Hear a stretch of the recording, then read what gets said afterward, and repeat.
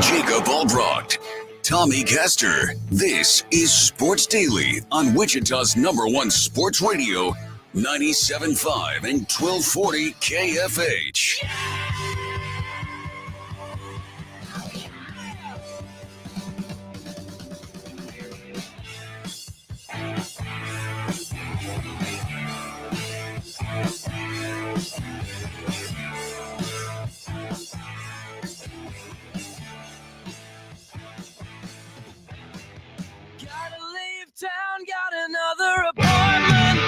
All right, welcome in, everybody. It's Sports Daily. It's Albracht. It's Castor. Jad Chambers producing for us. Welcome in to a Friday edition. Always a ton of fun. We can get you on the IHOP hotline as best we can at 869-1240, excuse me, right there off the top, of course. We'll get that in the IHOP hotline, brought to you by IHOP, where guests can enjoy 4 new sweet and savory biscuit options. So get ready for that. We'll have some giveaways today. We'll give away movie tickets. We'll give away hockey tickets. We'll give away some HTO. Voice of the K-State Wildcats, Wyatt Thompson, joins us in our next segment, and we'll get the up-to-the-minute status of Will Howard, most notably, and some of the other key injuries and what we expect this weekend against UCF. Interested to get sort of a scouting report on the Knights in that game against K-State. So we'll talk about that. We've got Paul Savage joining us for hour number 2. We'll make our picks. We'll go through and preview the weekend a little bit with college football, with the NFL through those picks. Looking forward to it. Glad to be here. Welcome in, everybody. Happy Friday, Tommy, as we're here. It's time for another football weekend. Got it kicked off last night. I love how things change from week to week. Last week, I wasn't super excited about the college football slate, but I was really ready for NFL. This weekend, it's different. Big-time college matchups, and I'm really excited about. And then the NFL is kind of meh. Like, I'm not super into the lineup this weekend for NFL, but, man, I'm ready to go for tomorrow. Yeah, I think I agree with that. I'm always excited about the NFL weekend, but it is a little lighter on the slate of games that interest us. But I sort of watch everything in the NFL, and I watched everything last night. Well, I watched the game as much as I could last night. Weeknights are tough. Thursday Night Football, the Giants sort of hung around, even though they probably shouldn't have. The Niners end up with a big margin of victory. What's interesting there, Tommy, is I flip it on and bounce around to, just headlines and everything. All right, after that win last night against the Giants, the Niners are the team to beat in the NFC. Okay, well, they may have already been, but like if we're trying to compare apples to apples, the Cowboys beat the Giants 40-0 when they had Saquon Barkley. So, like, it's almost like lazy. Like, how do you figure that? Like, what about that makes them all of a sudden any better than what you already thought they were? That's what we expected last night. And, of course, the Niners have played, the Steelers, the Rams, and now the Giants. So it's not like they're playing world beaters to start off the season. So of course they're 3-0, and we've said it before. You are what your record says you are.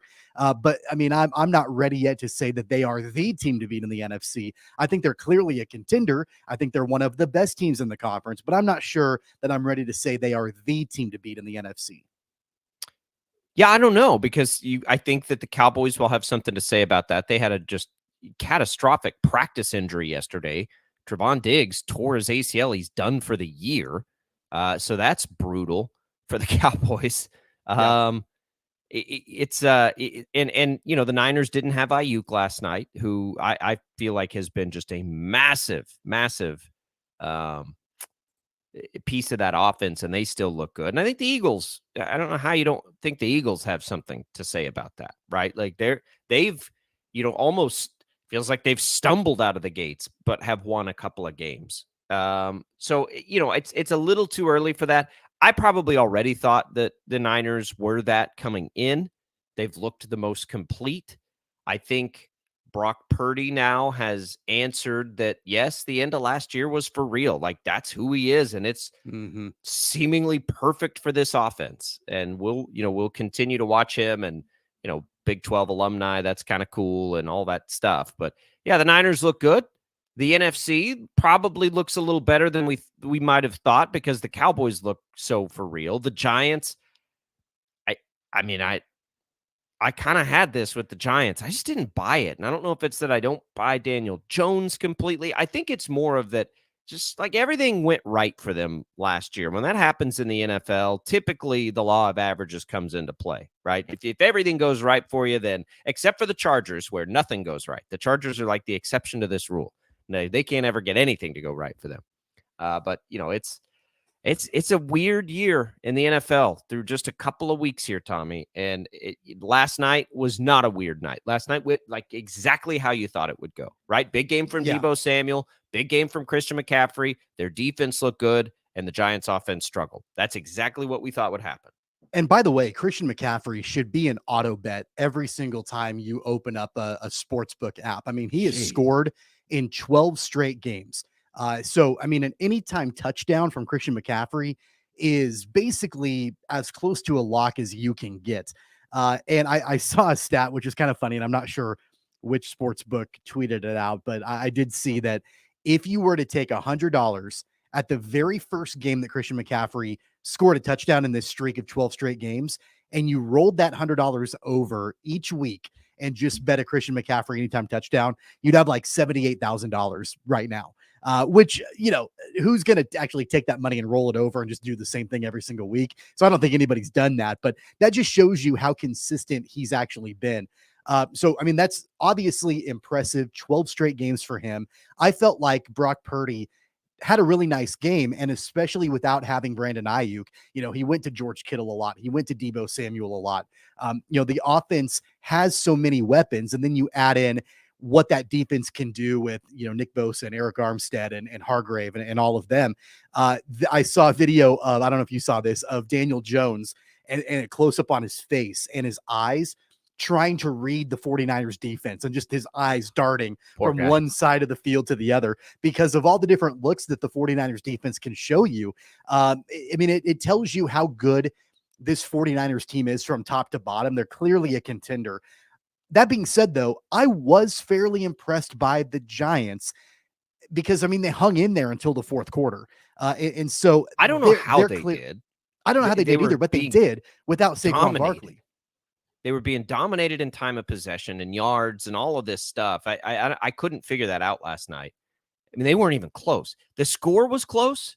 And it was funny listening to Al Michaels like, we didn't think it'd be this close by this point. And right. And he's, just so brutally honest in his age and wisdom. He's like, I can't, just sort of talking about some of that stuff. I mean, they were outgained 3-1, Tommy. Like San Francisco outgained them 3-1 and held the ball basically the entire game. That's why, by the way, big point spreads in the NFL, like I can't do it because the Giants were absolutely, I mean, they got destroyed last night and it was fairly tight to the end. Is the outcome of the game any different if Saquon is able to play, if he's healthy? I mean, I don't think considering, so, no. To your point though, considering that even though the Giants were outgained and all of that, and, time of possession and all those different things, the margin up until the fourth quarter was within a touchdown. So does that change with Saquon Barkley? Do the Giants have to play from behind, like they were? I don't know. I mean, I'm not suggesting that with Saquon, the Giants would have won the game, but man, I think it might have been even more interesting than it ended up being.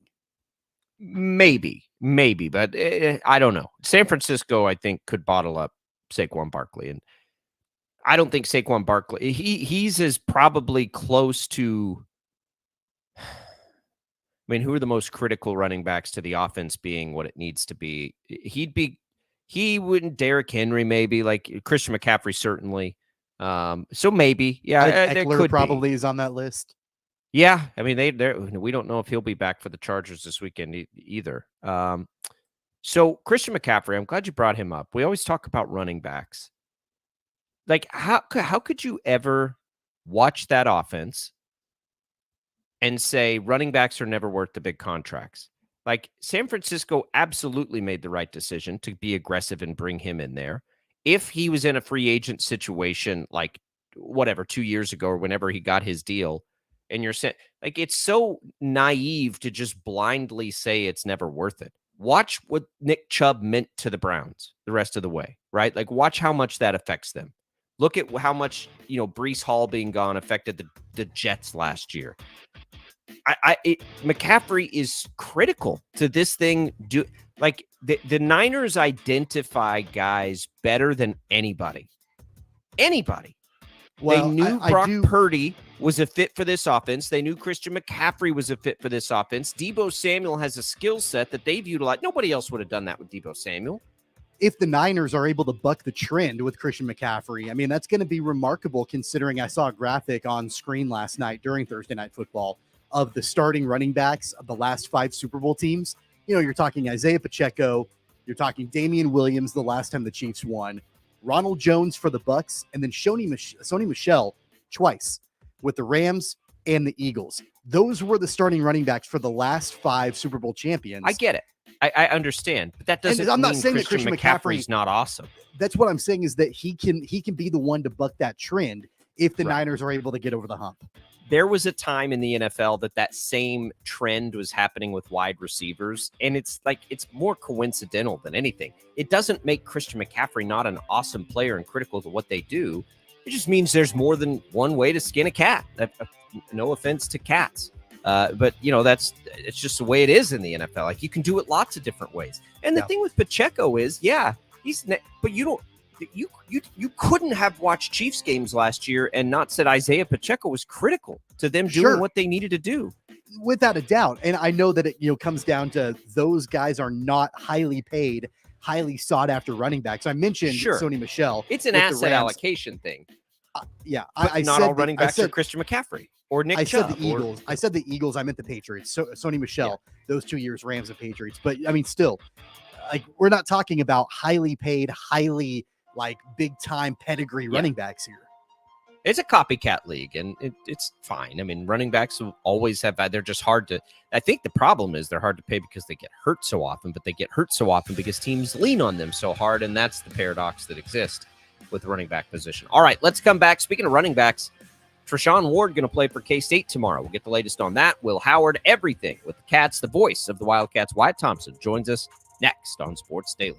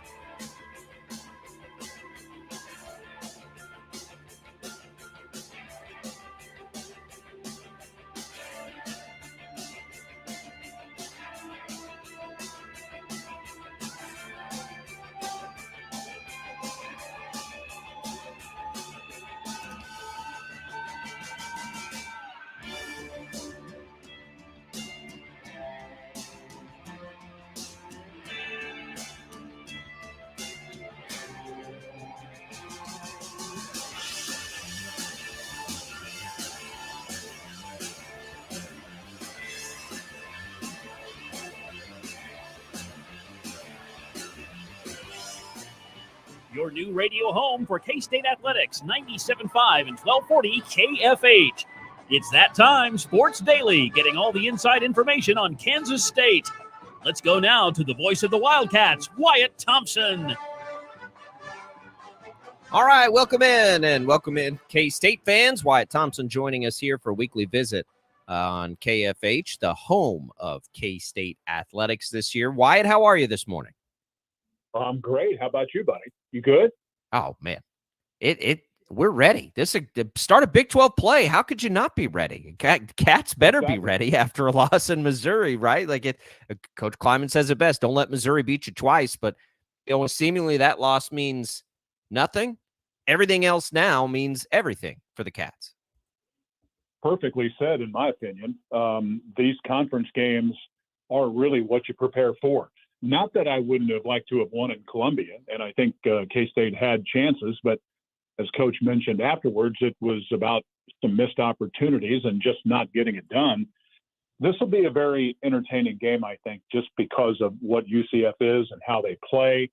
You've got the scenario with K-State being a little bit dinged up, and trying to bounce back. So lots of things on the table for this one as we start league play. Wyatt, what's the biggest thing in your mind for the Wildcats to bounce back from that game against Mizzou? You mentioned the missed opportunities, and the game really didn't play out, I think, the way that Chris Kleiman would have wanted it to, as far as just the game script from start to finish. So what's the biggest thing in your mind as you go from last week's loss into the Big 12 home opener for the Wildcats to be able to bounce back? I think there are probably three things, honestly, that I would point to. One, I think, is this is kind of a little combination answer, I suppose, but how did they process the loss to Mizzou? And have they, with that, moved their focus quickly enough and quality-wise enough to win this week? Last year, in a championship year, they were pretty good when they stumbled and bouncing back the next week. So I would start with that. Secondarily, you're looking at replacing your main guy on the defensive side with the loss of Daniel Green at middle linebacker. I think Austin Moore will do all of the defensive calls, which is great because he's been around here a long time and is a really, really good football player and very smart. But you're basically losing a terrific talent and replacing him with a guy who can also play, but has only 3 games of experience as opposed to the 52 that Daniel had. That's number two. And then thirdly, can Will Howard go? And if not, how does K-State handle that? We know what Avery is, and I think, he's probably okay and ready to do this if called upon. Would you prefer to have both guys? Absolutely. So that's kind of where it's at in my mind. If you missed the news yesterday, for the listeners, Colin Klein all but assured us that Will Howard is, in fact, a question still. But if he can't go, it is Avery Johnson, the Mays product. It made me wonder why, as we wait on the status of Will Howard, it sort of feels like either way, Avery's going to be a part of this game plan. Is that the indication you get, whether he starts or not, they're going to need him? Oh, for sure. And I think, in all honesty, I think it's probably going to be that way for the rest of the season. I think they've really, again, let me emphasize this. All things being equal, you would like to have your number one guy, and because of his experience and his toughness and all of those kind of things. But I think they're also comfortable with using Avery in any situation. A lot of people have asked about, their use of Avery last week and not letting him throw it. I'm just going to come clean here and tell you that I felt like, after talking with the coaches prior to the game and during the week, that they were going to use Avery in that way. It was just part of the game plan. That will not be the case this week. If he's in the game, he's going to be chucking it around and throwing it. Okay, everybody feel better about that? Yeah, and I think that really, Wyatt, I think that's my next question is, when you've got Avery Johnson and you've got to lean on him as the QB1, does the game plan change? We know the athleticism that Avery Johnson brings, and we know that, when they brought him in as kind of a change of pace guy, to show a different wrinkle in that offense, that's one thing. But when he's leading the offense, does that change with Chris Kleiman and Colin Klein as far as the plays they call?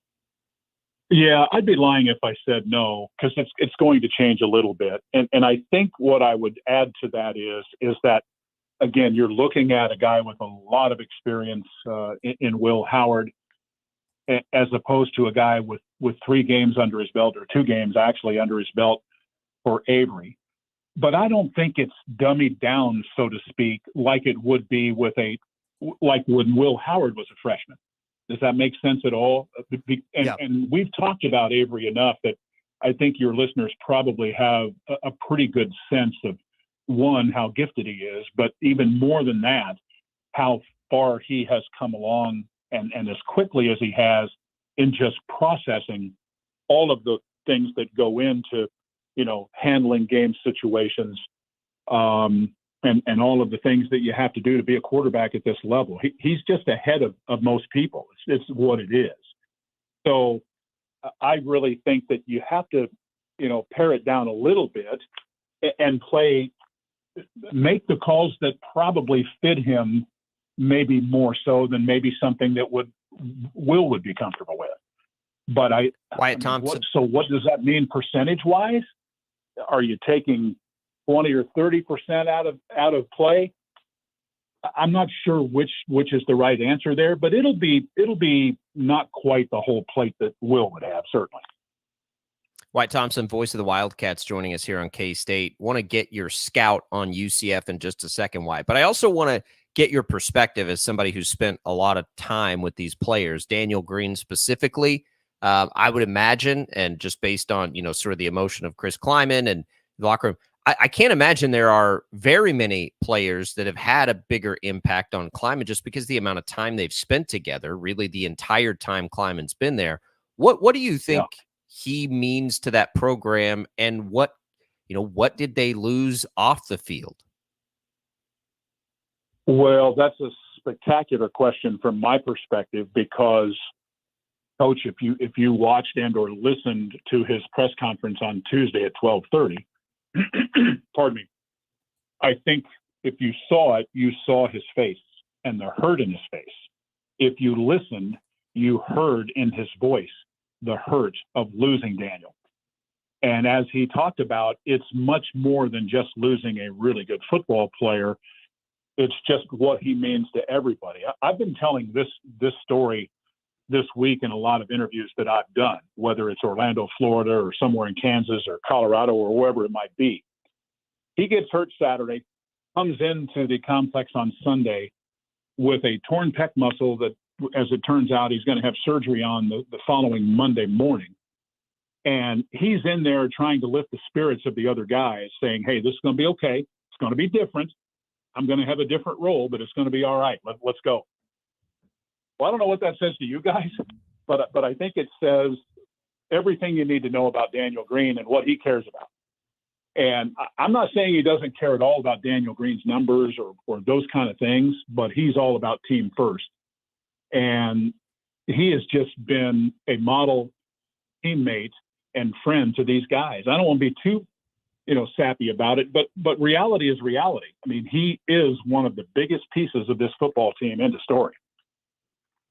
Wyatt, I've been talking about this on the program all week about the game coming up against UCF, and I feel like there is a tremendous opportunity for UCF here because it is their first conference game as a member of the Big 12. They've got an opportunity, and I think that most people would think that out of the 4 newcomers in the Big 12, they're probably the ones that, everybody thought was the best out of the 4. They've got an opportunity to come into Manhattan and knock off the defending Big 12 champs who are coming off of a loss at Missouri. So just a tremendous opportunity for Gus Malzahn's crew. This is something that, you look forward to if you're UCF because of everything I just laid out there. So in your mind, the Wildcats, they've not only do they have to bounce back, but they've got to deal with a program in UCF that's got a lot of motivation to come in and make a big time statement in the Big 12. Does that seem accurate? You hit it out of the ballpark. Absolutely. And think about it from this perspective. This is just cutting to the chase as quickly as I can possibly do it here. They've been waiting for tomorrow night for 2 years. And they are so excited. I can't even begin to describe for you the excitement level they have of joining the league and selling themselves as a Power 5 program in that state and in that area, and the opportunity that lies in front of them tomorrow night here. Is it the end of the world if they don't win? No. But if they would happen to pull it off, and the scenario that you laid out there, wow, what a beginning it would be, right? I mean, storybook-like. They really have a good football team. Are they beatable? Sure. But they're going to bring it with all they've got, and we're going to get their best shot. Pretty much promise that. Oh, there's no question. So what is their best shot? Yeah. I guess, Wyatt, that's what I want to know. I haven't really watched them yet. I've just sort of followed along. I know they got a big win and a tough place to go in Boise. So, what do they present to the Wildcats this weekend that, fans should be concerned with?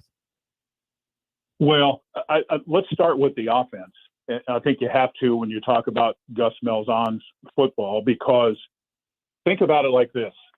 The perception of them is that they just chuck it all over the yard. The reality of it is they want to use the whole 100 yards of the field, but they also want to use the width of the field too and get you so spread out and run the ball. That's one thing that I will say that needs to be stressed here. They want to run the ball. And the reason they do is because it sets up everything else that they do. Play action, trickery. They will run a boatload of gadget plays under normal circumstances. They play fast. They would like to get to the point where they're running a play every 12, 13, 14 seconds and run about 90 plays. What you have to do is keep them off the off the field and on the sideline some to avoid that. But also you're going to have to defend them too. The real key here are two things. They're going to start a quarterback here who's a transfer and a redshirt sophomore as opposed to John Rice Plumlee, and that's big. Timmy McClain is that quarterback. He's left-handed. He played well last week at home against Villanova after a little bit of shaky nerves at the beginning. Can you imagine what he'll be like in front of this crowd tomorrow night? We'll see how he handles that. The other factor for me is that they're kind of somewhat rebuilding their offensive line. They have not been tested in that area, in my personal opinion, in their first 3 games like they will be tomorrow night. Doesn't mean they can't compete. I don't mean it that way. But it's going to be a little bit of a different gig going up against, Khalid Duke and some of those kind of guys, as they say, Amalo, as opposed to what they've seen in Boise, Kent State, and last week against Villanova. I just think they're a team that plays really fast and really hard, honestly, on both sides of the ball. But this will be a real test for them, no doubt.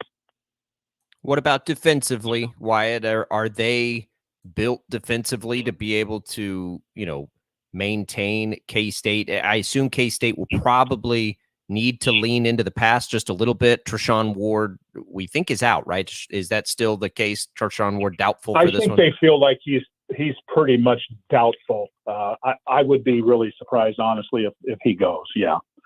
I think here's what I would say that they are defensively.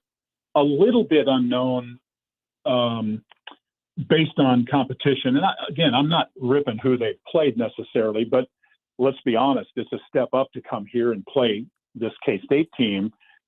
I think they've got good quality players. They've got a really good defensive end in Josh Soliscar, Lee Hunter up front, really good player. And they've got a guy on the edge, Tremont Morris Brash, who has 19 and a half career sacks.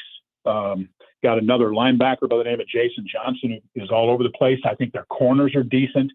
I think this is probably, going back to what you said a moment ago, of the 4, them being the most Big 12 ready. Everybody's talked about that since Big 12 media days in Dallas. And I haven't seen everybody else or studied everybody else like I have this group, but I think there's some legitimacy to it. This will be a challenging game, but I think it's a winnable game, but you got to get it done.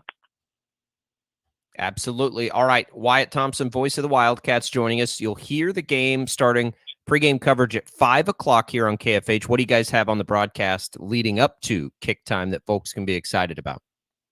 I always appreciate you guys asking about that because we'll visit with Gene Taylor a little bit, the athletic director. We've also got player interviews this week, a couple of them I'm excited about. Desmond Purnell is one of our player interviews this week, and Des is making that transition in his second year, going from safety to the Sam linebacker spot. And he's really done a good job. Nice personality, young man, and I think fans will like that. The other guy I talked to this week is Hayden Gillum, our starting center, and kind of getting some perspective from him on, last week, what K-State can be, the challenges, that are in front of them this year, trying to repeat as champions. So I would look for that. And then, of course, we'll visit with both coordinators and Coach Kleiman and get everybody set for what should be a really fun ball game. We're looking forward to it. You'll always get all that coverage on Saturdays. Cat fans here on KFH, the new home of Wildcat Athletics. Wyatt, have a good call. Let's do it again next week. And, we'll be breaking down a Big 12 game. I cannot wait. Here we go. Yeah, let's do it. I'm excited. Thanks so much for the opportunity, guys. Good talking to you. You too. There goes Wyatt Thompson. If you missed any of that, if you joined in late, you'll be able to find it for free on the Odyssey app, kfhradio.com. Jad will get that up online after we get off the air. Oh, I love those visits because nobody knows it like he knows it for the Cats. Always such good perspective. Let's come back. We can digest some of that. We'll continue to look ahead. We've got picks coming top of the hour, a giveaway to get to as well in the next segment. It's Sports Daily. Jacob Albracht, Tommy Castor with you here on a Friday, getting ready for the weekend. TGIF. We'll be right back.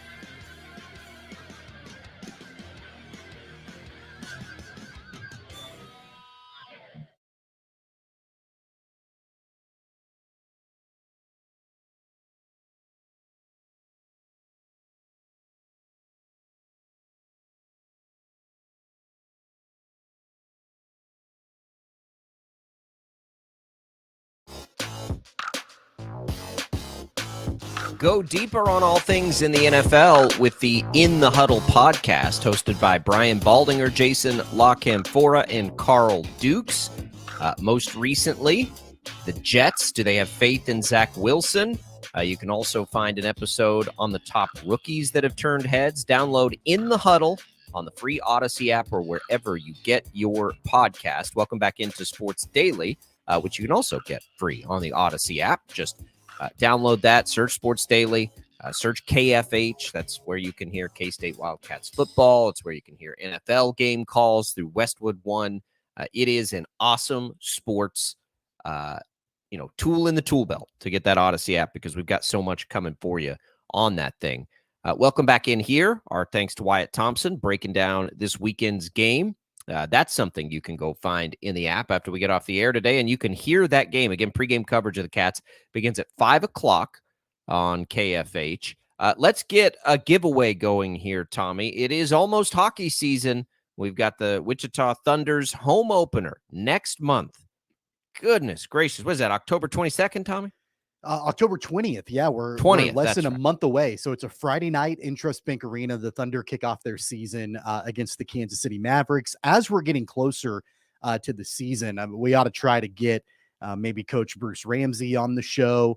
For sure. There's a handful of other people that we can talk to getting ready for the season. So hockey fans, here's your chance to get into that game for free on us. Thunder, Mavericks, the season opener at Trust Bank Arena, the home opener. October 20th, we'll give away a pair of tickets right now, and we'll throw in a couple of free iced tea cards to HTO, which you can use at either the East Wichita location, the West Wichita location, or now in Derby, which just opened up. They're coming up on their first week here, first full week of being open. So any of the locations there, more than 25 flavors of iced tea. You're going to get the new fall flavor launching tomorrow, which I think people will be really excited about. So 2 free hockey tickets, 2 free iced tea cards to our first caller right now on the IHOP hotline, 869-1240. Jad will get us a winner there. Tommy, we're coming down the home stretch here of Major League Baseball. The Royals get a series with the Astros here. And it's, I don't know, been 3 or 4 years since I will be rooting for the Royals as hard as I will, because I need the Astros. So in the American League wild card, if you haven't been paying attention, and I get it, Royals fans, not a lot of reason to pay attention to that wild card race right now, but they could have a huge impact on it and take down everyone's sworn enemy, the Astros. The Astros, the Rangers, and the Mariners are all separated by a half game in the AL West race. And then those 3 teams, along with Toronto, are separated by a half game in the race for the American League wild card. So basically 3 of those 4 teams are going to get in, and they're all separated by a half game. This is fantastic. It's stressful, but Royals, Astros will have a massive impact on this. Here we go. Like, for real, I'm not even saying this because I'm a Rangers fan. That's part of the reason. But like, if you're the Royals and you haven't had a lot of meaningful games, they will have a direct impact potentially on the playoffs, depending on what happens in this series with the Astros. There's only about 7 or so games left in the season. There's about, I think, 9 to 10, actually, depending on where it falls. But it's a big weekend for the Royals. Yeah, if the Royals win out, by the way, they can finish with 60 wins, so I think that's kind of a little bit of a milestone that would be helpful for them a little bit. But in all seriousness, though, they get to play spoiler. And, I think that that opportunity for them, it's not going to be lost on them for sure. If I'm you, and I know that you're a Rangers fan, if I'm you, I feel okay about where the Rangers stand right now because you can still win the division and you can still get a wild card spot. Like, it's not one or the other. You could also miss both. You could, but I think the odds of you getting at least one of those is probably fairly good, right? Here's what makes it really difficult is they play 6 games against the Mariners in these final, I think 9 or 10. 6 games directly against the Mariners. Now, they could split that 3-3. Okay. But if that swings heavily in one way or the other, that's what makes it difficult, I think, if you're the Rangers or the Mariners versus the Astros or the Blue Jays, is that you got 6 head-to-head. So, yeah, it's right there for you. But, man, if they don't play well in those games, it's going to kill them. Like, they've got to at least be able to split that, I think, to go back to your point of, the chances are good. The Blue Jays, I think, play the Rays a bunch and the Yankees, so their schedule's not great. The Astros have the easiest schedule by far as wins and losses go of these teams, but the Royals can spoil that. Ken points out to us that Bobby Witt just needs one more home run to get to closing in on that 30 home run, 50 stolen base club. What's interesting is everybody's talking about Acuna, rightfully so. Sure. Bobby Witt Jr. is like right there. Like if Shohei Ohtani, Tommy, isn't a thing, and he's still going to win the MVP, I'm pretty sure. Bobby Witt Jr., he may get vote. Like, where will he finish in the MVP race this year? Well, he'll be top 5, probably. I would imagine crazy, in the MVP. Look, I love Bobby Witt Jr. just as much as anybody else, but you can't say that Bobby Witt Jr. is right there with Ronald Acuna. Acuna no. is going to finish more than likely 40-70, which has never happened before. Let me rephrase that. Like he's doing, if Acuna wasn't doing what he's doing, yeah, right, with a 40-70, 30-50, we'd be losing our minds about 30-50. Can we talk about that for a second, though? And I know I'm a Braves fan through and through. 40 home runs, 70 stolen bases. Like he's right there. He needs 1 homer for 40. And then, he needs, I think, 2 more stolen bases to get to 70. It's unheard of. And then, oh, by the way, his teammate, Matt Olson, hit his 53rd home run of the season last night. And Olson's not going to win the MVP. Like it's going to be Acuna or probably Mookie Betts, like one of those two. And Olson, all he's doing is hitting 53 home runs in the season. It's incredible the way that this Braves offense is playing. And I've read a bunch of articles and, listened to different podcasts about people discussing whether or not this Braves offense is the best offense of all time. So I'm looking at, total WAR on Fangraphs. Gets a little confused. Did you know, Tommy, that Mookie Betts has a higher total WAR despite all this than Ronald Acuna does? I mean, it's crazy. Bobby Witt Jr., by the way, is ranked 11th. Tough. Okay. Yeah, 11th. So in the American League, he'd be only by WAR behind Shohei, Julio Rodriguez, Corey Seager, and Marcus Semien for the Rangers. You want to talk about remarkable things that you might have missed that have happened this season? Tommy, Corey Seager has the third highest WAR, slightly behind Julio Rodriguez in the American League. And he has at least 100 fewer at-bats than all of these guys. He's missed 40 games, and he's probably going to lead the league in doubles. Corey Seager has been incredible this year. Like, would be, again, you got to remove, if Shohei's not there, he'd be the leader in the clubhouse for the MVP. And I don't think a lot of people realize how good he's been because he did miss so many games. I mean, he's been out of his mind this year. But to the original point, man, Bobby Witt Jr. is right there with all those guys. And he's young and he's coming into it. And this is what we all expected from Bobby Witt Jr., hoped for from Bobby Witt Jr. And man, I just think back and laugh at how people considered they should trade Bobby Witt Jr. Like, it's crazy. He is doing, and he was then, and we told you there's a lot of unluckiness in his early season. He was ripping the ball. It just was going right at guys. And that stuff usually works itself out. Think about if what Bobby Witt Jr. is doing right now, if he had done at the beginning of the season, I'm not sure that the Royals' fortunes would have changed all that much, but that value would be even higher by the trade deadline. I'm not suggesting that the Royals would have entertained trading him, but there probably would have been more offers for him. I'm sure that there probably were already, but it might have been advantageous to the Royals for Bobby Witt Jr. to have kind of a slow start to the season. So then, you get past the trade deadline. You don't even entertain the idea of moving him. The value isn't quite where you would want it to be anyway. And then you get an opportunity for him to really kind of blossom towards the second half of the season. I would dismiss that thought as craziness if I didn't hear Piccolo say everybody's available. I mean, they were thinking about it. They were thinking about it. Sure. And if he had done what he was doing now back then, and have a really hot start to the season, it might have been a different scenario entirely. Oh my God. Like I can't even imagine how idiotic that would have been. Like, burn it down had they done that. And he goes on to do what he's doing right now somewhere else. Like, I thankfully, we didn't get to that point. If they ever trade Bobby Witt Jr., it needs to be because they have zero chance of this mega contract to get him, and because he only has 2 years left on his deal. Like, anything other than that scenario is ludicrous. I mean, it's just not even fathomable.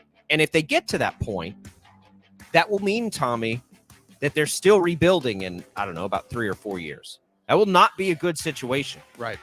They need to be building around him and making sure he's a Royal for life. That needs to be the goal with Bobby Witt Jr. Humble brag, by the way, Tommy.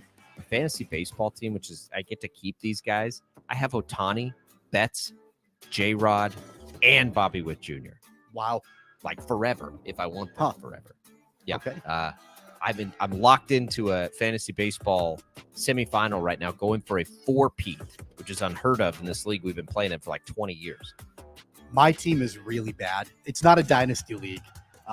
It's bad enough that I've almost kind of ignored it. Like, when football season started, I've kind of stopped sending a lineup just because I'm not going to win anything. It's disappointing. I do have Acuna. He's been great. But other than that, I've got nobody else.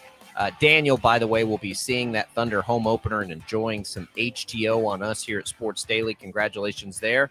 Paul Savage jumps in after this. We've got picks. We've got high school football to talk about with Catch Kansas executive producer Matt Henderson. That's all coming up in our second hour of Sports Daily.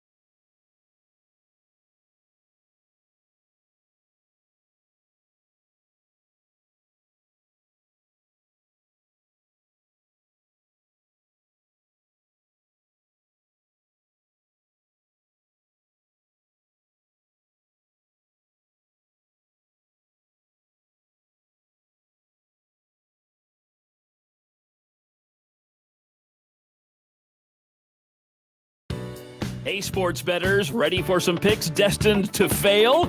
It's time to hear what the Sports Daily staff thinks of the weekend games. All right, welcome back in, everybody. Sports Daily, hour number 2, destined to fail last week, certainly. We all didn't have the best week as we welcome in Paul Savage. Everybody, you batted 500, Paul. I did. You were 4-6. You were 5-5. I'm still leading the season race by just a little bit. But another chance for redemption here and a chance to bounce right back. Happy Friday, Paulie. Well, thank you. I appreciate it. Guys, and by the way, it's pathetic that I win the week going 500. I thought you two knew something about sports, but obviously I was wrong. Yeah, welcome to picking games Yeah. With the spread. We're not picking winners. We're picking against the spread here. Boy, that makes a difference, doesn't it? Make it interesting. We go 10 games, 5 college, 5 NFL. And it's not, I try to pick the hard ones. So this isn't the games I'm actually betting. I go and look and what games have local interest to us first and foremost, and then which ones to me seem like are the most difficult to pick. So we make this a challenge for fun. It's not like our favorite bets or anything like that. If it is, we'll tell you within the picks. But let's take a look at it. Jad, hit that music, and let's start in college. And we'll start with Coach Prime in Colorado. Got to make the first road trip, the first, massive test for this program. And they are 3 touchdown underdogs. The last time we saw that, all they did was go and win that game. Paul, you won the week last week, so you start us off. All right. Colorado, 21-point dogs at Oregon. What do you think? Well, I'll tell you what, maybe Colorado is not as good as I thought they were. I mean, Colorado State played them tough, should have won that football game from last Saturday. So this is really a tough one for me. But doesn't 21 points seem like a lot, particularly when you have dynamic athletes like Prime's son and the receiving core and a defense that runs real well? I don't know. 21 points. I get it. It's Oregon. But golly, with hesitation, I take Colorado, and I want the points. Yeah, the 21 points. I kind of like the over in this game as a bet. I don't think I can give 21 either. Sometimes these crazy stories just sit, and even without Travis Hunter, who's going to be out for a while, nothing about this Colorado team that we've seen would tell me that they are going to let a moment be too big for them. Oh, I don't expect them to win. I don't expect, but if I've got to take it, I'm not gonna lay 21 points. I'll take Colorado and take those points. And I'm with you, Paul. I'm hesitant on it. Tommy, what do you think? Fellas, Oregon is the number 10 team in the nation. Number 10. They're a top 10 team. And I know that 21 points is a lot of points. And I know that Coach Prime has done remarkable things in Boulder through the first 3 weeks. And I'm on board that train as well. I love Colorado and what they've done and the way that fan base has rallied around the team. It's the talk of college football. But we're talking about a top 10 team in the Oregon Ducks. And I can't pass up an opportunity for an island. Give me Oregon. I'll lay the points at minus 21. It's a big spread, but if I'm going to give away 21 points, I might as well do it with the top 10 team. Yeah, so here on Oregon, just, I know they've smashed people. They beat Portland State by 74 points and Hawaii by 45. Yeah, congratulations but on that Tech those. game was down to the final possession. So, which Oregon is it, right? Like they've only played one quality opponent, and it was an 8-point game. Is Colorado closer to Tech or is Colorado closer to Hawaii, I guess, becomes the question there. We'll see. That's going to be a fun one. All right, Ole Miss, Bama. Everyone's ready to put Bama in the dirt here. We know how that goes usually. They're 6.5-point favorites at home against Ole Miss. I guess I'll start us on this one, and I've been back and forth and back and forth. I'm going to take the points here because, Alabama's just got the quarterback issues. I don't know if I think Ole Miss is going to win this game and Bama's going to lose another one at home, but I think they can keep it around a touchdown. I'm going to take the 6.5. I'll take Lane Kiffin, Ole Miss, all the hype around that with a Bama matchup. I'll take Ole Miss. Tommy, what do you think? Well, here's the thing. I mean, it's clearly not going well for Nick Saban and Alabama so far this season. And there have been so many different conversations about, is the Alabama dynasty over? And is everything falling apart in Tuscaloosa? No, I don't think it is. They just might not be as dominant as in years past, and Nick Saban is still the best coach in America. I think the Crimson Tide get it right. I like the fact that the spread is under a touchdown at under 7. So because of that, I'll take Bama. I'll lay the 6.5. I think that Alabama wins by a touchdown. Paul, what have I been telling you for 2.5 years the NIL would do to Alabama? All right. It would even the playing field. It would. I don't think their dynasty's dead, but their inherent advantages they've had for a long time might be. What do you think of this game, Paul? Well, here's what I think. I think I'm not going to take Alabama, but I'm going to take Nick Saban. I don't think Alabama can do it, but I think Nick Saban can do it. So for that reason, and it's very rare that I pick a game based upon one man, one player, one anything. But I'm going to make this pick on Nick Saban. You can't tell me I'm going wrong. The guy's got a kind of a track record, if you know what I mean. I'm going to take Nick Saban, okay?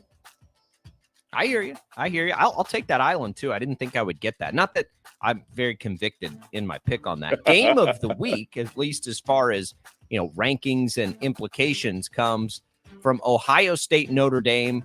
A credit to both of these universities, by the way, for scheduling this game. That's what college football needs. It's why an expanded playoff is going to make the sport better, because I think we'll get more of these games, these out-of-conference, big-time matchups. Notre Dame is a home dog. They're the only home dog of all of our picks this week. They're getting 3 points. They're ranked 9th. Ohio State's ranked 6th. Tommy, what do you think? Did you know the last time that Notre Dame beat Ohio State was in the year 1936? It's been almost 100 years since the last time the Fighting Irish knocked off the Buckeyes. But you know what? They've got Sam Hartman, and Sam Hartman has looked pretty phenomenal throughout the start of the season. This is a resume builder. I'm not convinced that, if either team loses, they're officially out of the CFP at this point, but it certainly won't help either team if they lose. That being said, though, it's a home game in South Bend. Notre Dame is a home dog. It's a field goal spread. I don't know if I like Notre Dame to win the game, but I sure do like them to cover that 3. I'm going to take Notre Dame, and I'll take the points. Paul, what do you think? Notre Dame has certainly played a better schedule thus far than Ohio State. I don't know if that means anything, but what are you thinking on this one? Well, this is one of those games. I can make a case for either one. I can also make a case why not to take the other one. I mean, both these teams are really kind of a pick 'em. 3 points will not be the difference. This will probably be a 10-point game one way or the other. My problem is I'm not sure which way it's going to be a 10-point game. But with that being said, I think I'm going to go with Ohio State, who still, I get the feeling they still believe they have something to prove. I don't know if that's the case or not. I'm kind of just flipping a coin. I'm going to go ahead and take Ohio State. Why? Because it feels good. Yeah, I think coming into the season, I thought Ohio State is better than Notre Dame. But we all did. I don't like the fact that their first real game comes on the road at Notre Dame. I think that's a dangerous spot for the Buckeyes. So I'm going to take Notre Dame. Look, I grew up and a Notre Dame fan, probably less so than I was as a kid, but as a kid like that. So there's probably some bias in here too. And I don't like Ohio State at all. So I really I want this game to go a certain way, and I'll pick it that way because they're getting points at home. I'll take Notre Dame and leave Paul on that island. Thank you. Can I just say that's a great island for Paul? I mean, getting a chance to a favorite, a number 6 team in the country, he gets an island on that. I mean, that's pretty solid, Paul. Congratulations on that. Well, you guys, I couldn't have done it without you. Yes, true. All right, I'll start us with, we'll go BYU and KU first because they played first. BYU, a 9.5-point dog going into Lawrence. I've told you I don't like this line at all. This will be the first week. I might go with an over here. Man, BYU just went to Arkansas and beat the Razorbacks, and I don't know how good they're going to be, but that's an SEC team that they went on the road and beat. I think KU wins this game. I like KU to win this game, but I cannot lay 9.5 points. The first time we see KU play after what we saw against Nevada, they wouldn't have covered this number against Nevada. So I'm going to take the points here in BYU. Again, I think it's a KU win, but within the number. I think this will be a fun game. I'll take BYU and the points. Tommy. Did you know that the Jayhawks throughout the first 3 games of the season have averaged almost 200 more yards of offense through the first 3 games than BYU? KU is averaging 500 yards of offense throughout their first 3 games. BYU is averaging 310 yards of offense through their first 3 games. BYU is a very experienced team. They are a really solid team. They have gone on the road to Arkansas and beat the Razorbacks. It's a game that Paul and I picked a week ago, and you did too, Jacob. You were gone, but we talked about that game, Paul, and what we thought was going to happen. And I certainly didn't see BYU going into Arkansas in Razorback Stadium and beating the Razorbacks on the road. That being said, though, I know it's a big line. I think this is a game that KU makes a statement in their Big 12 opener. They didn't have a great outing against Nevada a week ago, only won by a touchdown. I think they get right at home in front of a sold-out crowd. I will take KU, and I will lay the 9.5. Well, that's Paul, what do you think? Well, that's a good case, Tommy, and I understand what you're doing. However, I don't know that we've seen the real BYU yet. I mean, this thing, now that they're in the Big 12, it's going to unleash it. They're going to end up being a powerhouse. I mean, they've had Heisman winners, they've had national championships, a national championship, I guess I should say. I don't know. This is going to be one of those teams that are going to become a factor in the Big 12, and I think that starts right now. I think this starts in Lawrence. I got to take BYU. I just think, Tommy, at this point, that KU hasn't played those great quality.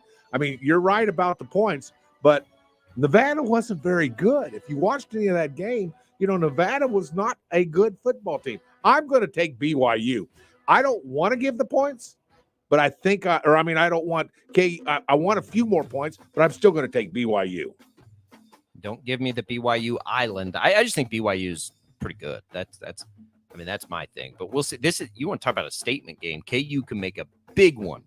Not just if they win, but if they cover that number, that would be a big statement, I think, to the rest of the Well, that's a good island for Tommy. That's a good island for Tommy. Yeah, I'll take it. Sure, I'll take a home favorite. He'll take it.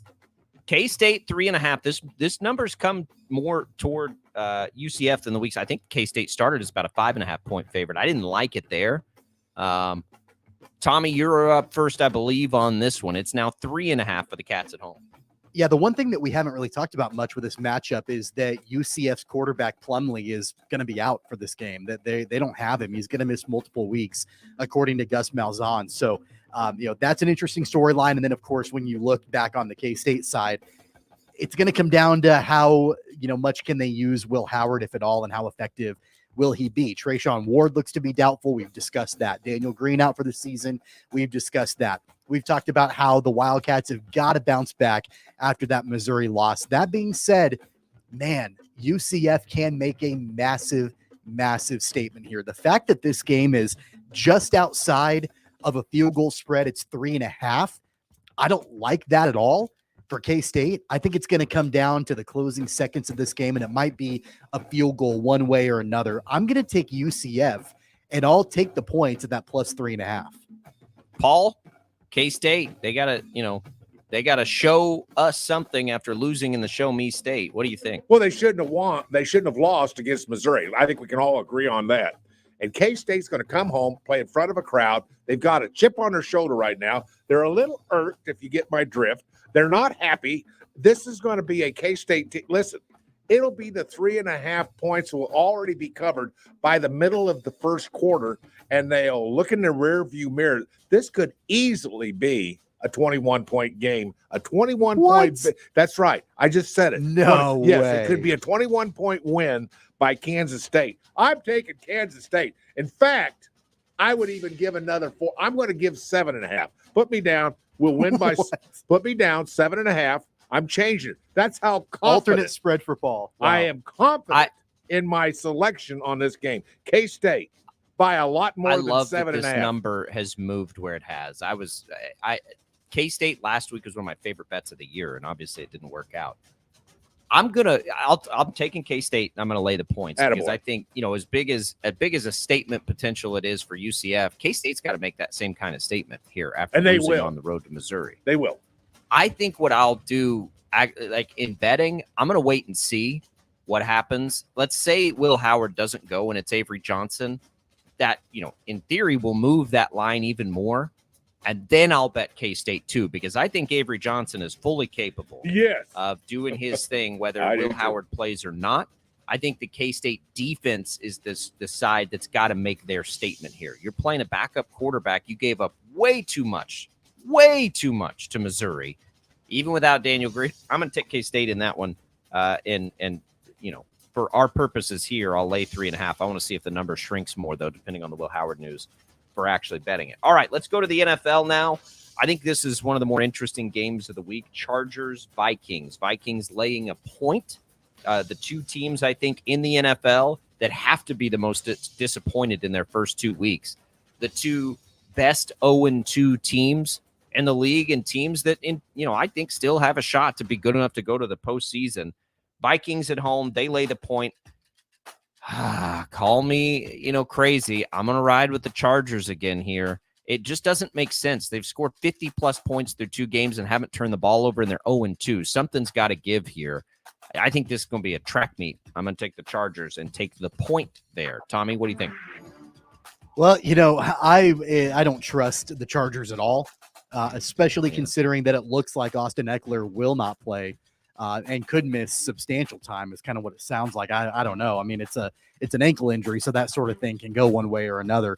Both of these teams are 0-2. Whichever team falls to 0-3, they're done. They're basically out. It's a pick 'em. It's at home. The Vikings, I think, they've got that. We know how they play in really close one-score games, at least the way they did last season. And I think they're eventually going to end up back on the right side of that. Considering the Chargers, I don't trust them, and they don't have Austin Eckler. I'll take the Vikings at home. Paul? Well, I agree with Tommy's analysis. I think it's pretty close to what I was thinking myself. I really thought Tommy was going to go with the Chargers, and I was going to go ahead and take the Vikings on an island. But now that I can't have that island, now I think I'm going to flip back to the Chargers. I like their ability to score. If they get into a track meet, if this game becomes somewhat of a track meet, I think the advantages go to the Chargers. And for that reason, I'm going to go ahead and take the Chargers. But I'm going to be really truthful. This is probably the toughest NFL game to pick, at least for me. I tried to find the hardest ones here as far as our picks. We'll pick up the pace on these NFL games. Tommy, Falcons, Lions. Falcons are 2-0. Are they for real, the Lions? I know you're not a believer. They're 3-point home favorites against the Falcons. Where are you at on that one? I'm fully on board the Atlanta Falcons bandwagon. I mean, I think that the fact that they had that huge come from behind victory and the comeback against the Packers a week ago shows me that they're for real with the duo of Bijan Robinson and Tyler Algier. I like them a lot, and I think Desmond Ridder is coming around to be a viable quarterback in the NFL. I'm not a believer in the Lions. I think that they're a fine team. I don't think that they're nearly as good as the hype that they've gotten throughout the offseason and the first couple of weeks of the year. I'm going to take the Falcons as a dog on the road, +3. Give me the Falcons. I'll take the points. All right. Paul, what do you think? Well, I'm going to, for the second game on all the games that we're picking, I'm going to pick a coach. I'm picking a coach, and I'm picking Dan Campbell. You guys know I love Dan Campbell. And I'm picking Dan Campbell by 3. This is a hard one. Lions are dealing with some injuries. Amon-Ra St. Brown is nicked up. They probably don't have David Montgomery. It's a little hard to pick this game on a Friday. I'm going to take the home favorite by 3, but I don't feel good about it. I'm excited to actually see this game. I think it will be a good one, but I'll take the home favorite Lions. All right, Dolphins -6.5 against the Broncos. Dolphins have looked good. Broncos have been playing tight games. Can they keep it tight enough or maybe even win, Paul? What do you think on this one? Well, the Broncos, I think, are probably a little overrated because of their coaching staff and their new head coach and all that. What I have seen gives me no encouragement or no confidence in the Broncos. And for that reason, and the reason that the Dolphins are a dynamic team with a lot of speed, as we know with Tyreek Hill and Tua at quarterback, I think you've got to. I think 6.5 is a lot of points, but I'm going to go ahead and take the Dolphins. I think the Dolphins win this thing by 12, maybe. Yeah, look, this is one of those, the NFL fools us all the time. I'm going to take the 6.5 points here in Denver. They're getting a little bit healthier. They maybe will find a groove with Sean Payton, and They're a team that feels like they're going to hang around and then disappoint their fans a lot this year. This is a good opportunity to do that. I'll take the 6.5 points. Tommy? Mike McDaniel is one of my favorite coaches in the NFL. And by the way, we haven't talked about it a whole lot. Tua Tagovailoa is currently the odds-on favorite to win the MVP right now. I know it's very, very, very early, but he's looked fantastic through the first couple of weeks of the season. I don't like the Broncos. Don't think the Broncos are going to do much at all, even though they brought Sean Payton back. Russell Wilson looks a little bit better, I think, than he did a year ago, but I don't have a whole lot of faith in the Broncos. Give me the Dolphins. I'll lay the 6.5. All right, Saints-Packers. Packers are 1.5-point favorites. This is an interesting one, too. I think with two teams we're still trying to figure out. Paul, you start us here. What do you think? Packers at home, Saints, Derek Carr on the road? Where are you at on this one? Well, Packers at home, you go to the great venue in which they play, Lambeau Field. I mean, I think, this is tough. And it's reflected by a 1.5-point spread. So I guess with that being said, I'll go ahead and take the Packers just based upon the fact that this is an NFL team playing at home. And I think it's still looking for an identity, but I'll go ahead and take the Packers. Why? I'm not sure. I am too. And again, it's a hard one to pick on a Friday because we're trying to see if Aaron Jones and Christian Watson are going to play, two of the Packers' best players, by the way. But they are at home. The Saints are a dome team. They got to travel. I think Jordan Love looks good, guys. And I think their defense is pretty good against a Saint offense that has not looked amazing. I'll also take the Packers. Tommy, you got a chance for an island here. I mean, I'll take another island if you're going to give it to me. I got a lot of islands this week. I mean, here's the thing. The Packers had an epic collapse against Atlanta a week ago. And I agree with you. Jordan Love, I think, looks pretty solid and will be, I think, a decent quarterback in the NFL. But, man, you're talking Derek Carr and the different weapons, that the Saints have in Shaheed and Chris Olave. Michael Thomas looks like he's back too. I'll take the Saints on the road, and I'll take the 1.5. I mean, I think that the Saints have a good chance to win this game. You're going to love it if Aaron Jones and Christian Watson don't play, which I think they're Absolutely. about 50-50 at best right now. All right, Bears, Chiefs, 12.5 points. 12.5 points. Paul, you laying that kind of number in the NFL? Not only am I laying it, it's covered by halftime. Have you seen the Bears? Wow. Have you seen the Bears? They're not very good. And for that reason, I think the 12.5 will be covered by halftime. I think they roll on right down the road and start looking. About halftime, they'll start game prep for next week. This game has backdoor cover just all over it to me. It's been in the back of my head. Did we watch the game last night? I mean, the Niners were dominating that game, and up until the end, it would have been within this number. So I've told you I think Fields is going to run crazy in this game, and that is just going to be annoying for the Chiefs defense. The Chiefs have some injury issues. They're still trying. There might be down Richie James and Kadarius Toney. Isaiah Pacheco's back. They got some injuries to deal with. Look, I love the Chiefs to win this game. The over is the way I like to bet this game, but I'm just not going to give 12.5 points to a team that historically doesn't cover well. I'm going to take the points in the Bears, and I got a little vomit in my mouth after saying I'm going to take the Bears in any capacity, but I'll take the 12.5. Tommy? I hate this game. I hate this line. I hate all of it. And Paul, I think I'm going to give you an island with the Chiefs. I'm kind of with you, Jacob. I mean, 12.5 is a ton. This has the potential to be just a bizarre, weird game. I mean, mark my words. I think that's going to happen. It's going to be a weird game with what the Bears have been going through this week, knowing the way that the Chiefs offense has yet to fully come around. I mean, Paul, I do think that there is the potential that the Chiefs roll all over the Bears. I'm just not willing to bet on it. I know the way the Chiefs are against the spread, and this is a huge spread. So with reluctance, I'm going to take the Bears, and I'll take the points. You'll hear that game on KNSS, by the way. That does it. Jad's got it recorded. We will brag or run and hide in a hole about it next week. Let's take a quick break. We're going to come back. A little high school football. Catch It Kansas. Executive producer Matt Henderson joins us. Some really interesting matchups. We'll talk about a few of them here as the Friday night lights shine on Sports Daily next.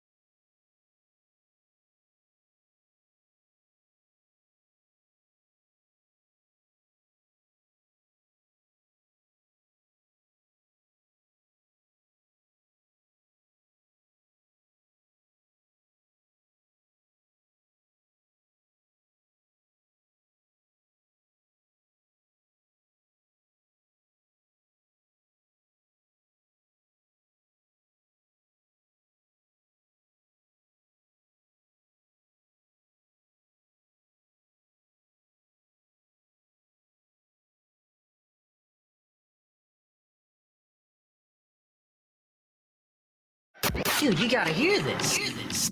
Go ahead. I think I want to hear this. Sports Daily is on KFH.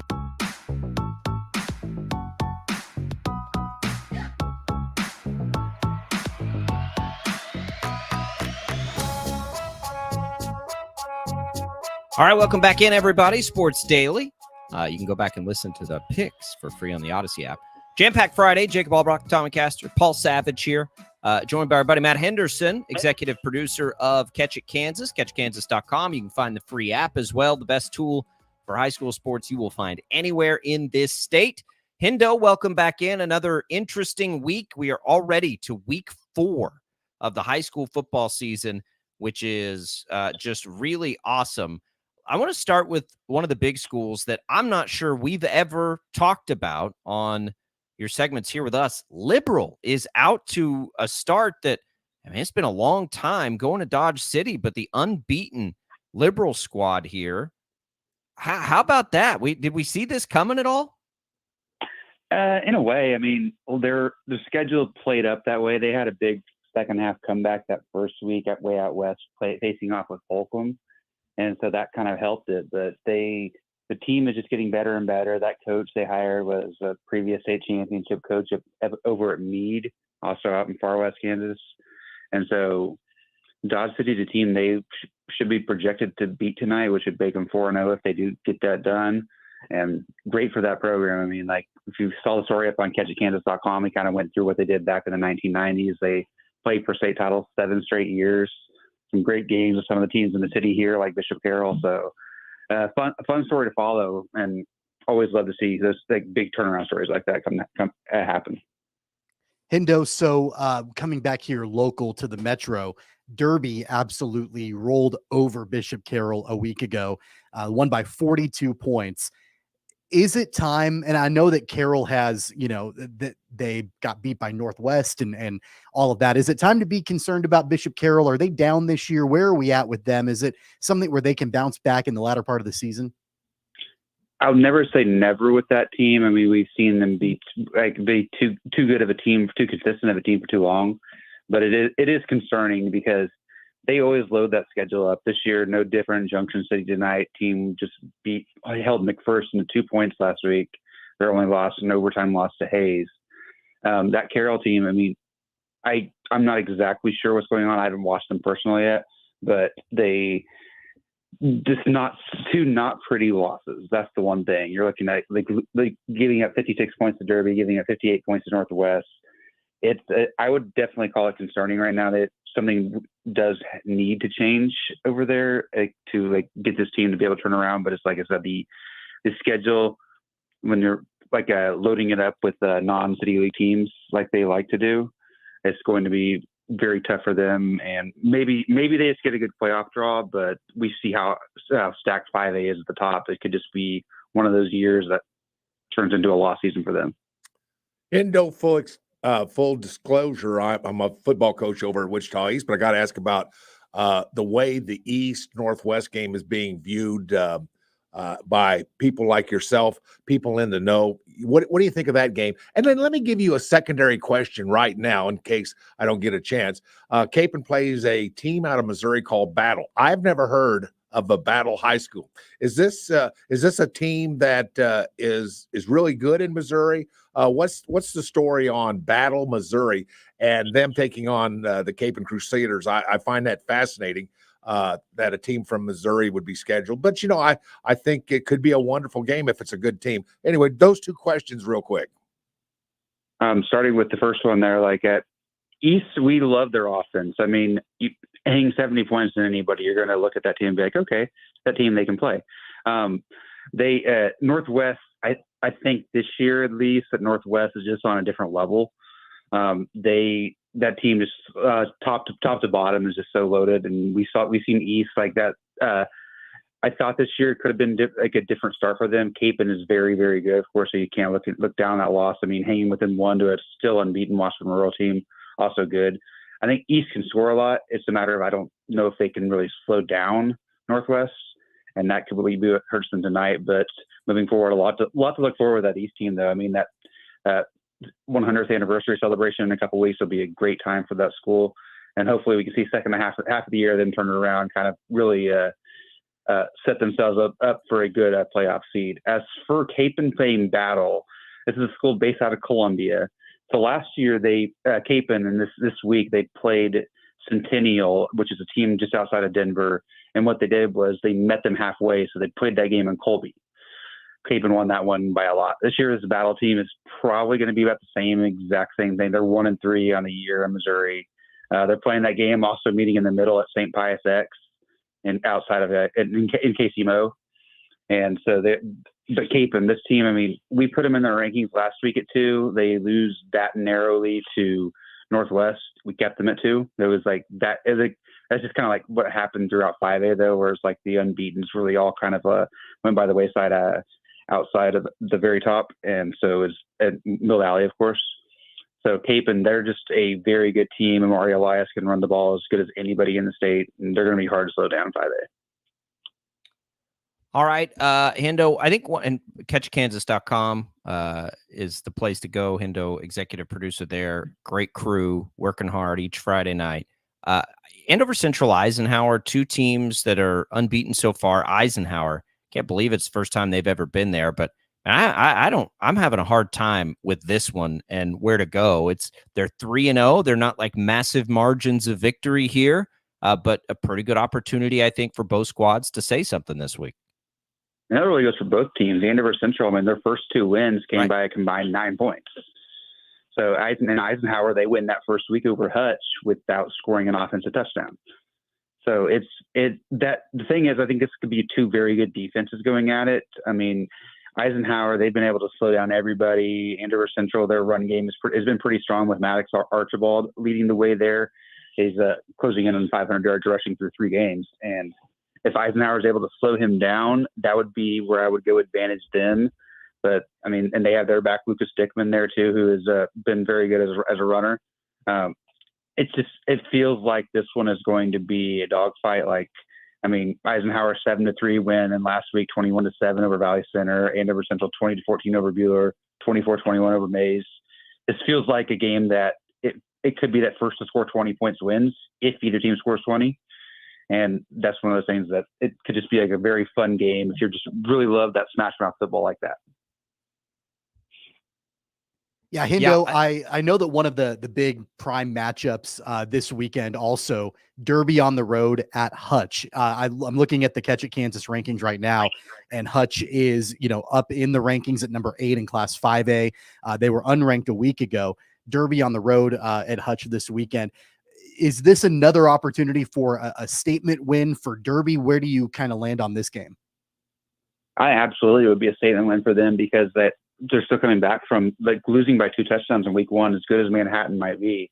That's not something that we usually see out of a Derby team at any point. So they are going to go out there. I mean, we saw what they did to Salina South, who's fallen on hard times, and then what they did to Carroll last week.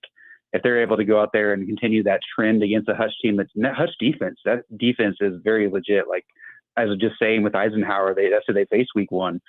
Hutch didn't give up an offensive touchdown last week. Then they give up 7 points to Newton, who we just saw beat Mays last week, and then facing Mays South last week, the defense just completely locked them down. They held them to like under 50 rushing yards in that game.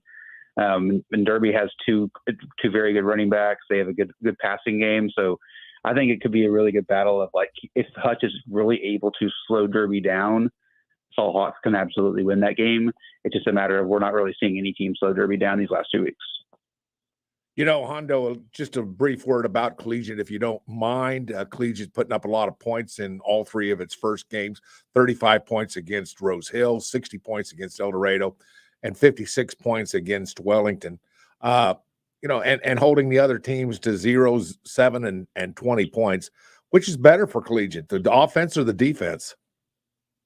At this point, I think we know what we expect out of the offense, so it's got to be the defense, because if they can slow those teams within their district down, that much the offense is going to be able to score at ease, because Hudson Perales is that good of a quarterback. Jaden Parker, track champ, is still very young at running back, and he can just blaze by anybody really on offense.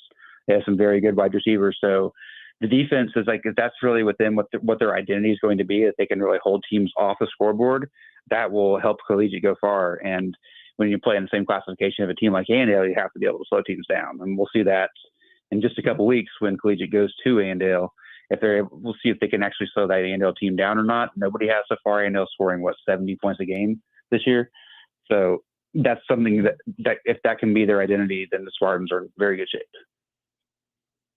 All right, Matt Henderson, catchitkansas.com. We've got the Catch It Kansas show coming up tonight, 10:35 over on the KSCW. We'll have coverage throughout 12 News this evening. I'll be in there with Brandon Zinner. TJ Cleveland will be out at that Derby Hutch game. All the pregame coverage. It's the game of the week you'll find throughout the day here on 12 News. Good stuff online. There's stories on Eisenhower and Liberal, who we talked about there. Good luck tonight, Hendo, with all the coverage. And we'll be joined by a lot of the listeners here as we break it all down on the Catch Kansas show. Great. Thanks, guys. There goes Matt Henderson. Here we go. We're getting into district play for a lot of the. It's going to be fun. A high school football season. We're entering the halfway point almost, which is just wild. Paul, I hope you're enjoying it as much as I think you are.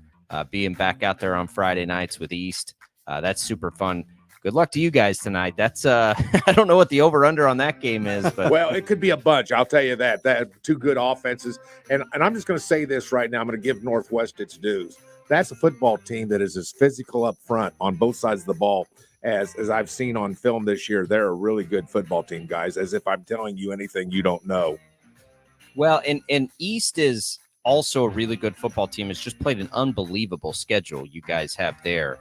It makes me wonder if this is the year Northwest could potentially get over that hump. And they've got some, talented players, as they always do. That'll be a fun one to watch. Good luck, Paul, tonight. And we'll just good luck to everybody out there that'll be at high school football games. We'll come back. More Sports Daily when we return on a jam-packed Friday.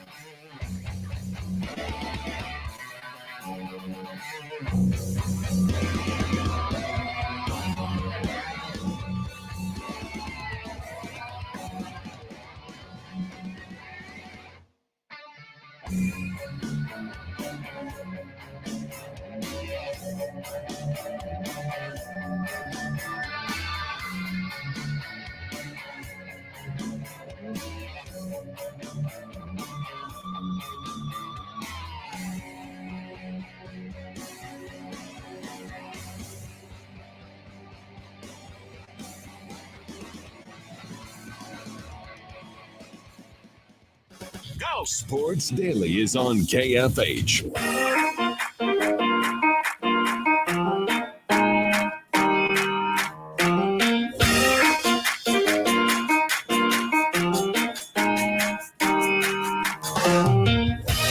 Welcome back in, everybody. Sports Daily. It is a jam-packed weekend here on the Odyssey family of networks. Let's give away our Paw Patrol tickets here, Jad. We're coming up a week from tonight. You'll be able to see the Mighty movie, the new Paw Patrol movie. I know Paul can't wait for that one. Boulevard Theater at Town West. It's a great opportunity for the family here. 869-1240 on the IHOP hotline. Jad will get us a winner, guys, in our second caller here as we make our way through this segment. Just because there's so much, I want to go over what's coming this weekend on the schedule because I don't think we'll have time in that final segment. So special programming coming for you. You'll have, locally, Bob and Jeff 2 to 4 today. The Royals Astros are here on KFH. By the way, that's Cole Reagans and Framber Valdez. So that is a massive opportunity for Reagans potentially to end his year with a bang as the Royals play a big one there, and he's always been fun to watch. What else do we have? So tomorrow, that K-State coverage starts at 5 o'clock against UCF. That's right here on KFH. You've got Butler in action against Northeastern Oklahoma A&M. That's on KNSS. That coverage begins at 5:30. Then on Sunday, you'll be able to hear the Royals and Astros on KFH at 1 o'clock. You'll have Chiefs and Bears coverage beginning over on KNSS at 2 o'clock. And remember, that's a 3:25 kick time. So you have lots of opportunities there to listen. And then on Sunday Night Football, that coverage begins at 6:30 with the Steelers and the Raiders. Jam-packed. That's what's on tap for you coming up this weekend. Real quick, fellas, let's get some final thoughts on the Chiefs here. The injury updates yesterday. Isaiah Pacheco was back at practice. Willie Gay was practicing. But Kadarius Toney, Tommy, Richie James, and Nick Bolton all missing another day of practice. If they don't go today, they're probably not going to play this weekend. Yeah, and Dave Tobe mentioned yesterday a handful of players that could potentially fill in as punt returner for this weekend, including Justin Watson. Sky Moore was on the list. Kadarius Toney, if he's healthy and able to play. Even Rashee Rice was mentioned as a potential candidate to return punts this weekend in the absence of Richie James. I just have this really sinking feeling that we may see Sky Moore back there at some point in the game on Sunday. And that was an absolute disaster a year ago. Paul, Sky Moore looked better in week 2 than in week 1, certainly. If these injuries hold through and Richie James isn't there and Kadarius Toney isn't there, here we go again. But this is a big opportunity for Sky Moore to do something and establish himself with Patrick Mahomes, don't you think? Well, I think that is the case. But yet, on the other hand, guys, I don't think the Bears are that good. I'm sorry. You guys seem to be giving them a little more credit than I would give them personally. Now, that's just me. But the Bears are not very good right now. And they're still a Patrick Mahomes-led football team. It looks like Kelsey's getting a little better. I think he's probably had another week under his belt to repair anything that's going on in his body. I think that you're probably thinking to yourself, well, these are the Bears. These are not the monsters of the Midway. I'll put it that way. When Jack Butkus was roaming as a linebacker, this is not the same type of Bears.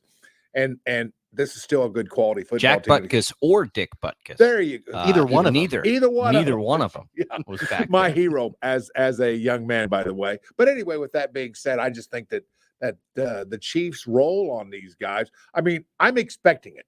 That's just my expectation as somebody who has maybe a little more than the casual knowledge about football. I think that's what should happen, and I will be 0% surprised if it does happen. The Bears, they have a long injury list this week too. They have been a dumpster fire this week off the field. Their defensive coordinator who stepped down might be getting investigated by the FBI, and Fields, who was hugging his coaches yesterday, I guess, to make a point. I think we'd be naive to ignore the Chiefs' injuries. They are significant. And it's to me, the only reason this game feels like it could get a little squirrely, where the Chiefs dominate, but the ending score is a little closer than you like it to be, is because I think this is the week that the Bears say, you know what, Justin Fields isn't a great passer. We're going to let him run. And when he does that, he is, far more dynamic. Right. I think the Chiefs win this game. Don't get me wrong. I just think it's going to be a weird, bizarre game. And, knowing that the Chiefs have only averaged 18.5 points offensively through the first 2 games of the season. They're going to score more than that. The offense, I think, should come along. But, man, I'm not willing at this point to be able to say with a high level of comfort that they're just going to dominate. I think they win, but, man, it could get really weird on Sunday. Real quick, Jad Chambers, our own Jad Chambers, running the broadcast this weekend for the St. Louis Blues. We have young man who is like in heaven right now. He can't wait. And I just wanted to say, Jad, flip your mic on. Tell us real quick. Congratulations on your gig with the St. Louis Blues. Well, thanks. I appreciate that. Very cool. Very cool. Looking forward to that this weekend as well. All right, we'll come back. We'll wrap this thing up. Love Fridays here on the show. That's next. Get 11% off all Mastercraft doors. Mastercraft makes great doors inside and out. Choose from the best in-stock selection or design your door your way. Get an external grill half-moon exterior door with insulated glass for $284.99 after rebate. Get 11% off everything now at Menards. Good through September 24th. Savings are a mail-in rebate. Some exclusions apply. See store for details. Save big money at Menards. Snap into action this NFL season with FanDuel, America's #1 sportsbook and the official partner of KFH. Right now, new customers get $200 in bonus bets guaranteed when you place a $5 bet. That's $200 in bonus bets, win or lose. If you've been thinking about joining FanDuel, there's no better time to get in on the action. The app is so easy to use, and there's a wide range of betting options, including over-unders, player props, spreads, and more. The promo code is my name, Ted. So visit FanDuel.com/Ted and kick off the NFL season. FanDuel, official partner of the NFL. 21 plus and present in Kansas. First online real money wager only. $10 first deposit required. Bonus issued as non-withdrawable bonus bets that expire 7 days after receipt. Restrictions apply. See terms at sportsbook.fanduel.com. FanDuel is offering online sports wagering in Kansas under an agreement with Kansas Star Casino, LLC. Gambling problem? Getting help is your best bet. Call 1-800-522-4700 or visit ksgamblinghelp.com. Keep your water heater heating up your faucet from leaking. Just call up the pros at David Lee's Plumbing. If you have a tankless water heater, it is necessary to maintain these units yearly. Over time, the heat exchangers become lined with lime and calcium buildup. The fans on the units can get filled with debris. The burners need cleaned and blown out. David Lee's Plumbing can maintain and help extend the lifetime of your unit. Let David Lee's Plumbing give your plumbing a new lease on life. Liberty Mutual presents How to Be the Life of the Party. Okay, first turn the music off. Then ask for everyone's attention. Now, tell them that you customized your home insurance with Liberty Mutual and saved hundreds. Boom! Now everyone knows you're not just a pretty face. You have some brains inside that face that know how to save hundreds on home insurance. Woo! Only pay for what you need at libertymutual.com. Based on recent survey of new customers who switched and saved. Underwritten by Liberty Mutual Insurance Company and affiliates. Excludes Massachusetts. Liberty, liberty, liberty, liberty. Prescriptions require an online consultation with a healthcare provider who will determine if appropriate. Restrictions apply. See website for details and important safety information. Subscription required. Price varies based on product and subscription plan. Hey guys, did you know there's a generic form of Viagra that works just the same, but is 95% cheaper? And you can get it online? Just go to hims.com/joy. Through Hims, you'll get a free medical consultation, discreet shipping if prescribed, a 100% online process, and trusted generic alternatives to the name brands at up to 95% off. That's right. Get generic for Viagra, the same active ingredient as brand name Viagra, but for 95% less. It's the same medication, still prescribed by a licensed medical provider, but with zero copay, no expensive appointments, and no awkward face-to-face conversations. To start your free online visit, you need to go to this exclusive address, hims.com/joy. That's hims.com/joy for your free online visit, hims.com/joy. There's never been a better time to save big on brand name furniture and mattresses than right now during Crazy J's huge $1 million inventory liquidation sale. Living room, dining room, and bedroom groups, mattress sets, bunk beds, and so much more. All 50% off store-wide while supplies last. No exclusions. Shop early while selection is best. Open 7 days a week east at 1026 South Oliver or west at 604 North Tyler. Wichita's favorite furniture store since 1997. Crazy J's Furniture and Sleep Shop. The safest deal in town. Are you looking to pave your parking lot or driveway? Call Pave the Way. They specialize in asphalt and concrete paving and repairs and have an A+ rating with the Better Business Bureau. They can custom tailor their estimate to fit your individual needs and budget, and always make their customers a priority. Call 316-990-5855 today for a fast free estimate, or online at pavethewayusa.com. Pave the way, kicking asphalt every day.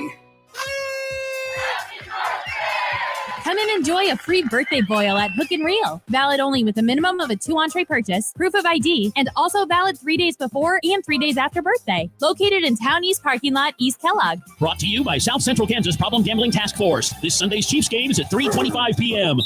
The KFH Studios, powered by Devon James Injury Lawyers. Call 888-8888. That's 888-8888.